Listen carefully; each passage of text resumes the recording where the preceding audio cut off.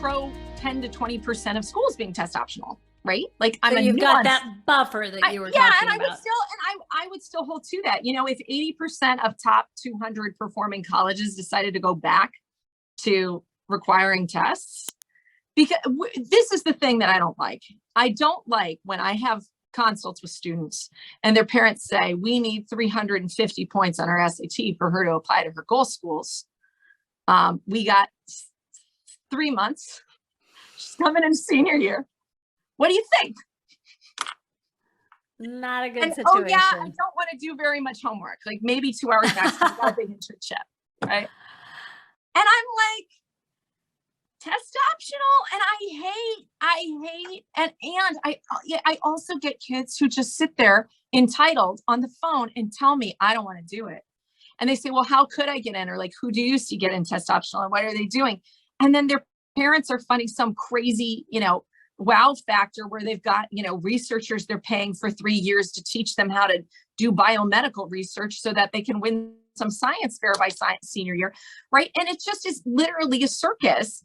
And I'm like, this is not like your parents dumping money on like all these crazy things. Like, well, they're looking for the take a test. Right. Yeah. Yeah. Because they're just trying to find a hook. I mean, it's just pushing the circus even further than it already was there. And not to say that there aren't amazing kids out there that have wow factors. There are individuals out there that I meet that are genuine, that do it themselves, that are like fabulous and phenomenal. And then there's kids also with privilege who are also just fabulous and phenomenal. And yes, they've had privilege, but they've taken advantage of every opportunity. I do not like what I see in terms of, the attitude of students. And I do not like, as an education professional, when I am faced with giving people advice, that on occasion that advice is give up. I hate that. Right. I do not want to tell people to give up.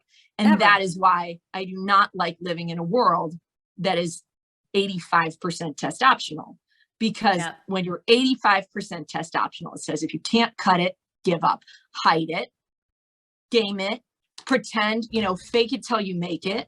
It's just perpetuating this idea that in our society, we reward people who seem really great, not who are really great. Well, right? They're manufacturing a hook instead of having a genuine one. So I think that's a fantastic note to end on. Like, that is the heart behind this.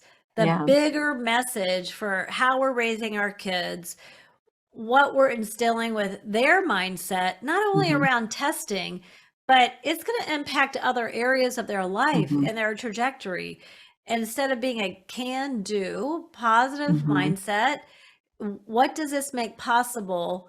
You're right. When we've got that high of a percentage, it does send a message that you and I, as people who love working with teens and inspiring them to something great, it undermines it. Yeah. And that's the bottom line for me. So I want people to not give up. I want people to try. I want them to give their all. And even with, you add in COVID learning loss, you add in all this stuff. And I want them to set a goal to work toward it and to feel like, they've accomplished something.